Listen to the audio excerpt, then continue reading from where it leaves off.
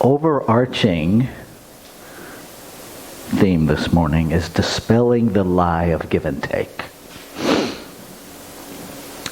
And the wisdom wheel puts in the context of that when I'm sure I'm right. Which I think we can all agree has nothing to do with accuracy of facts. Because there are those times, like if you are an engineer, we'd prefer you be right, as in correct, in your measurements, in your estimations, and that you not be budged when you know you're correct. That's very different than the phrase, when I'm sure I'm right. Because that can only come from I'm sure you're wrong. See, I don't need to be sure I'm right unless I make you wrong first.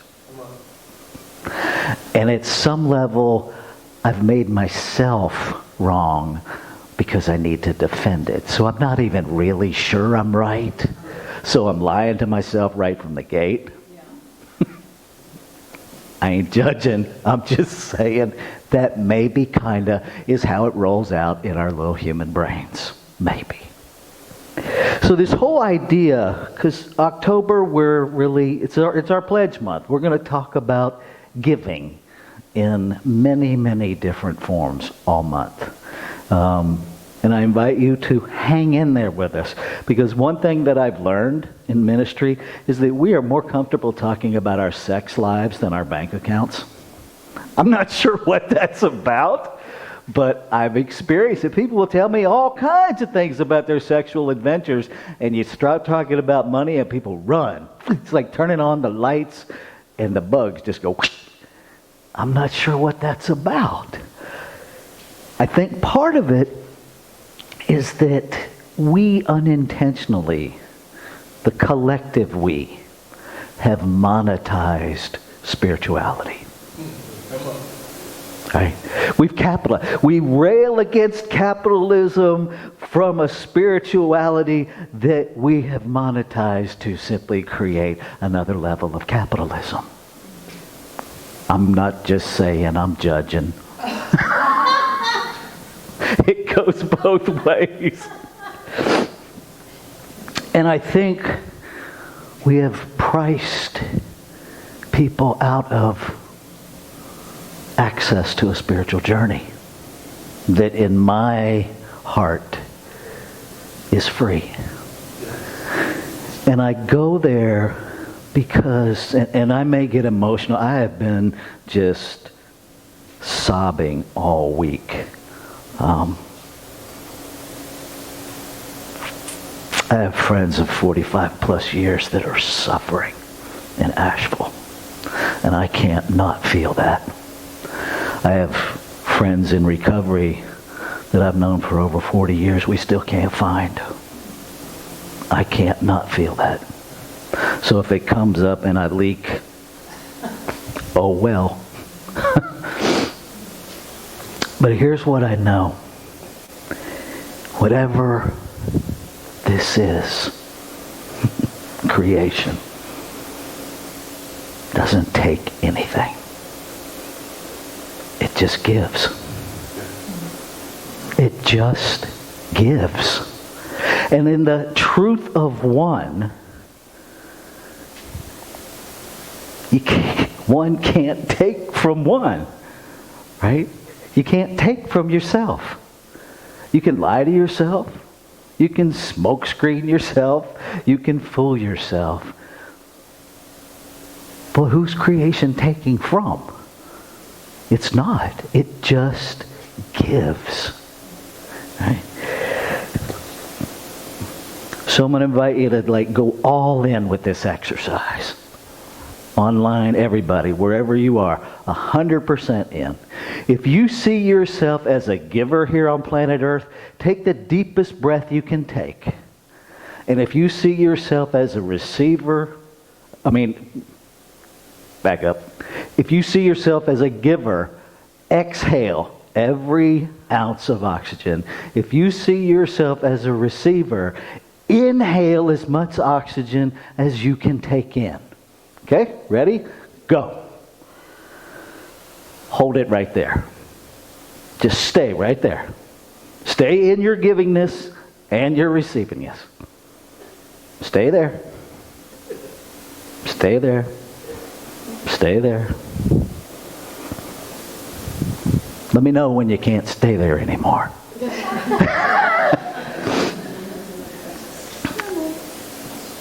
See, you have to do the cycle. It's not a giving and taking.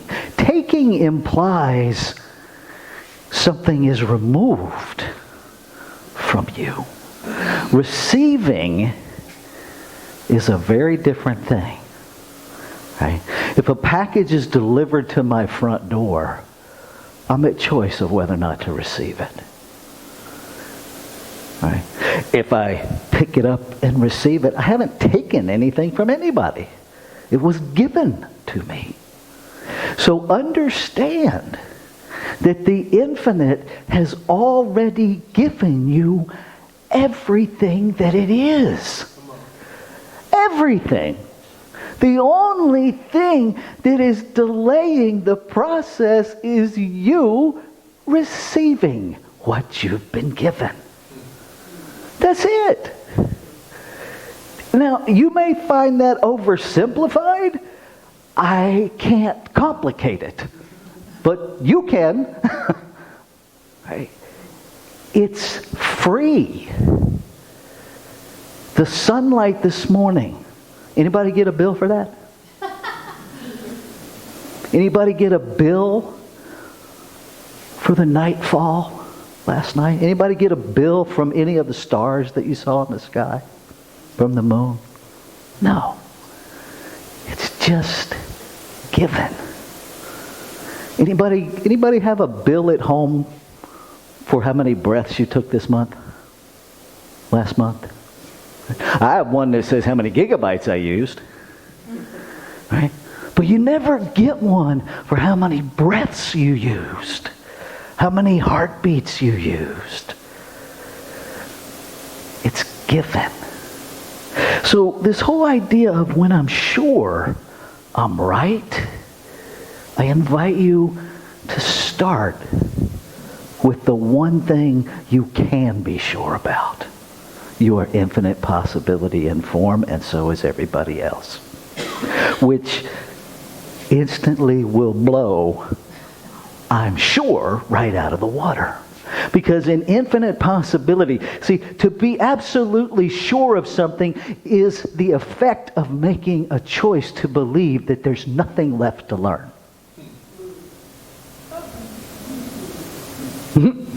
Yeah, I didn't see that one coming, did you? You have decided to believe there is nothing left to learn.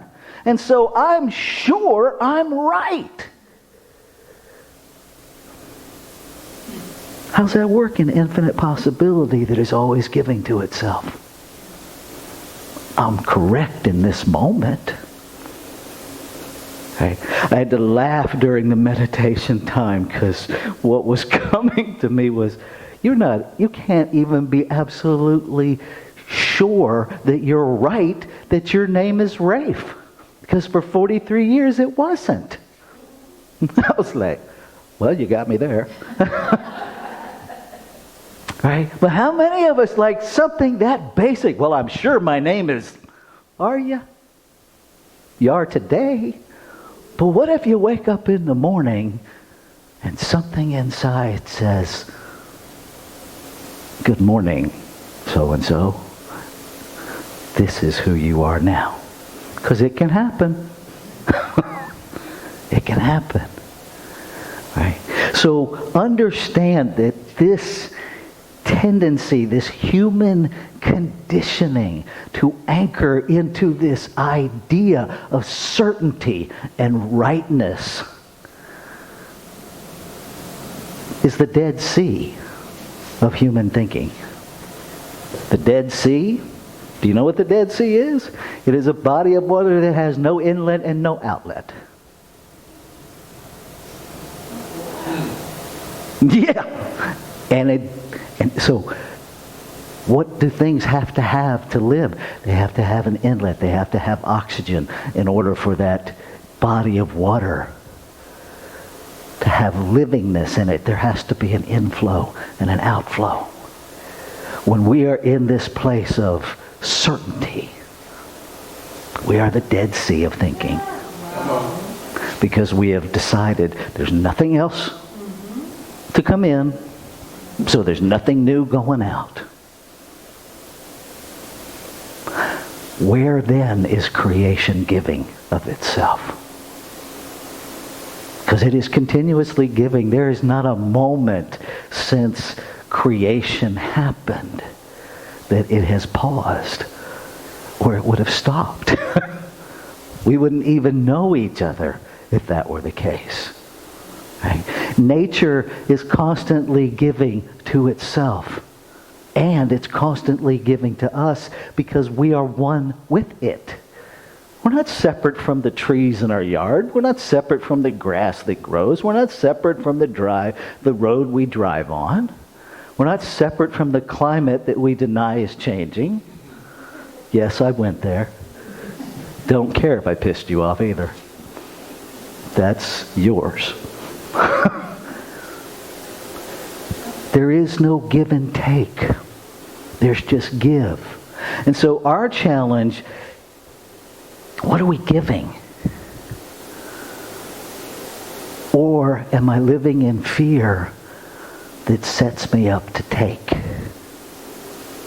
Because if you give, and now we're going to talk very briefly about giving to spiritual community. If you're giving with the expectation of getting, you're in this lie of give and take.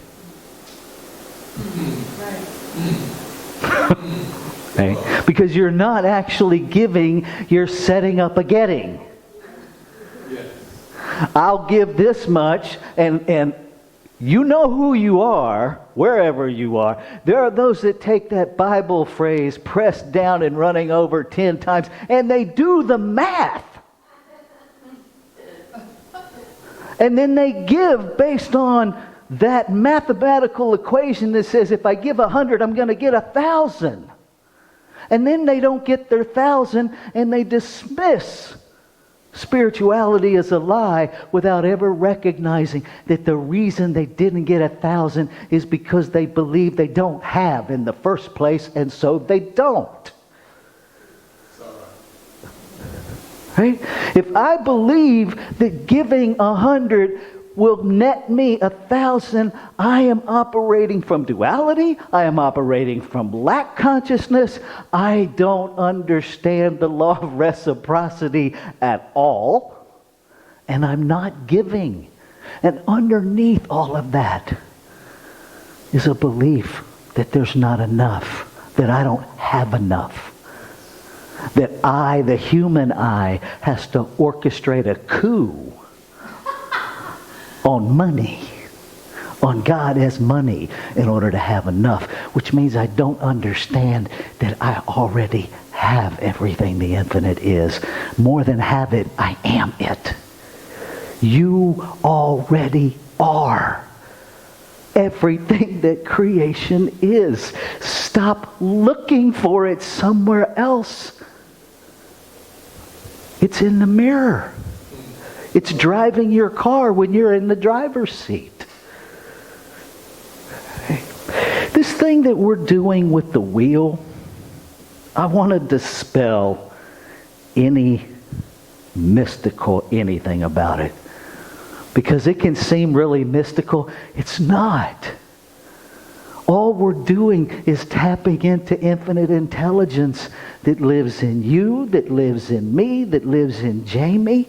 All we're doing is saying yes to getting out of the way and receiving what is already in us. Because if you have the question, all of us have the answer, because the answer is in the infinite. It doesn't parcel itself. You get this level of intelligence today, check me tomorrow. That's not how it happens.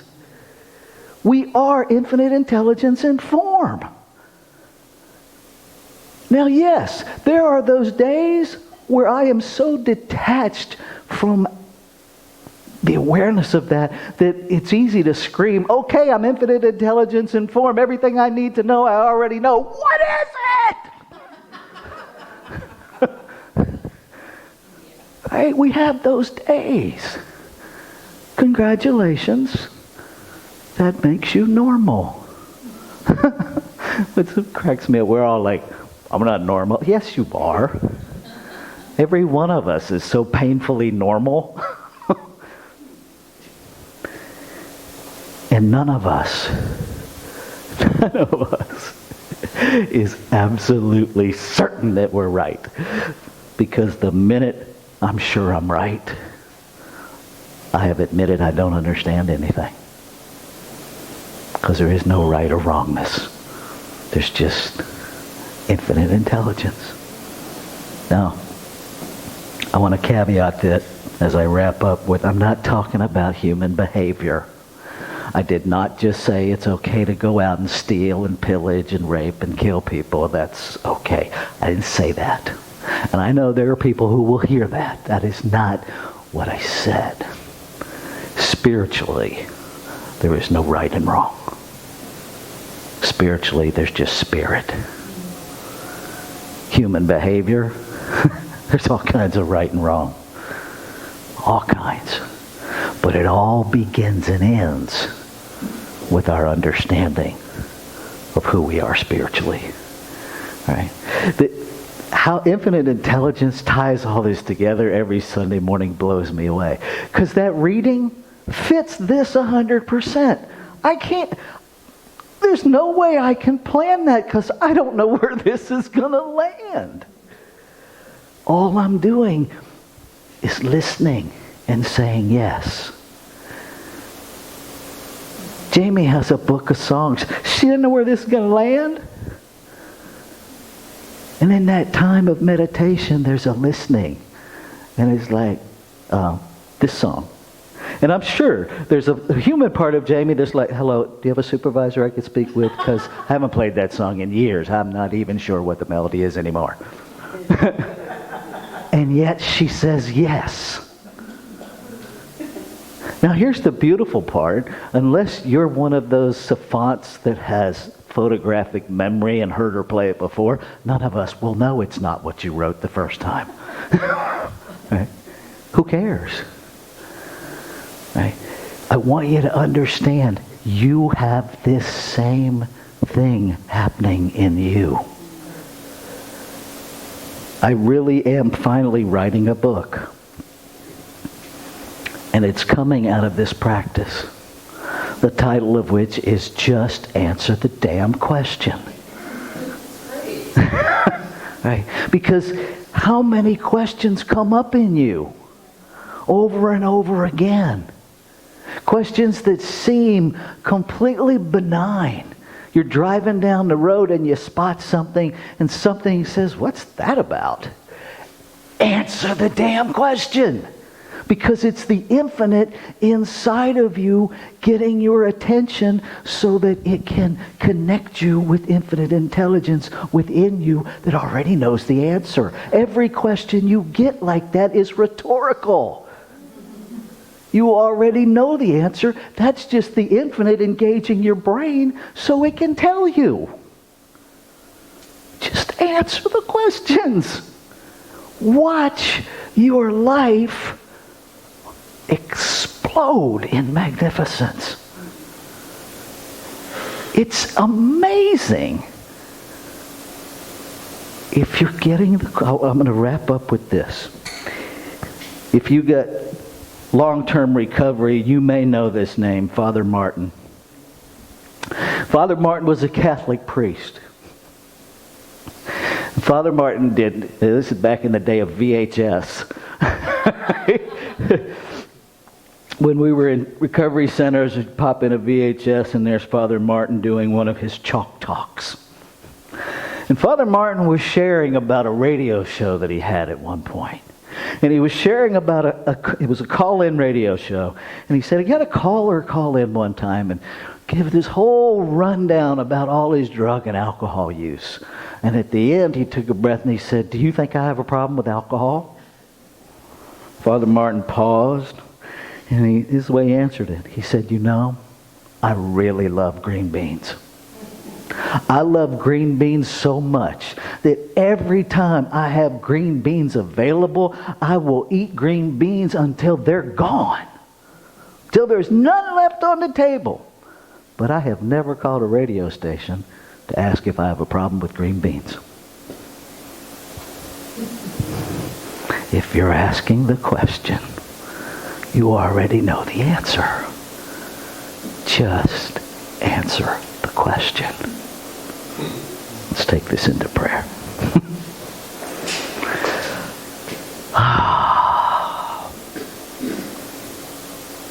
How good it is. How magnificent it is. How precious it is to recognize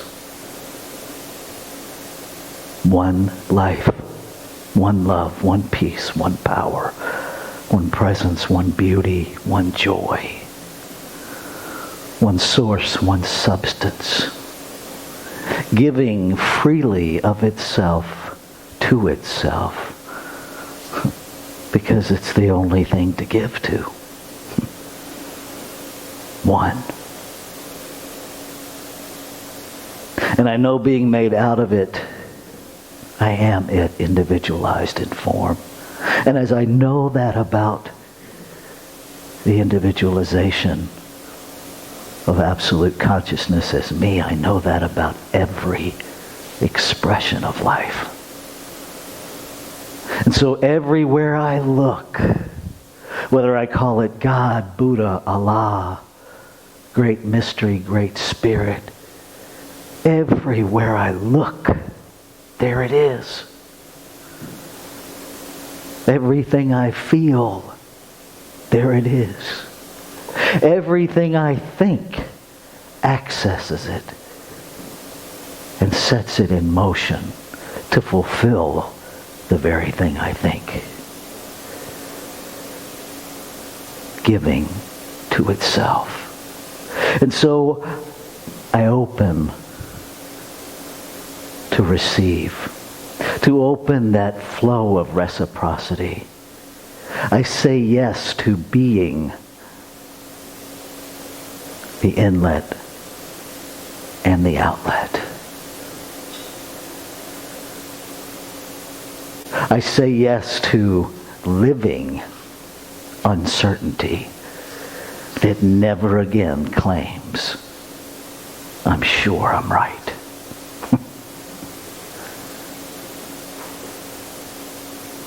I speak a word opening to every breath,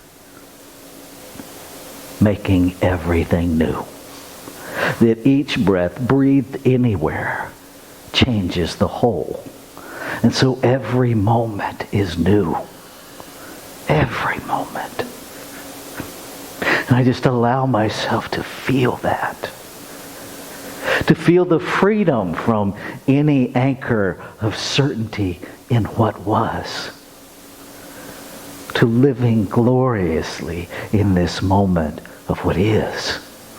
With no care of what will be. Knowing that what is always now. And I know that what I speak for me is the one speaking for itself, so it is for all. And so I claim it with gratitude. I trust in the law that receives the impress and makes it so. And I celebrate that I don't have any idea how that happens, nor do I need to know. I just know it does. And so as I trust that, I let go. I let go of any idea that I have to control it, to manipulate it, to bargain with it. because there is no it outside of me to bargain with. It is already done. The word spoken is the word fulfilled. And so in that acceptance of that, in evidence of the belief of that, I simply let go and look for every place it unfolds. And I receive. And as I receive, I give. One perfect cycle of life. I speak a word of comfort in this moment for all that have been impacted by anything in this human realm. For hearts that are broken. For anxiety that is felt. For lives in this physical realm that are in upheaval. For the abject uncertainty of what now?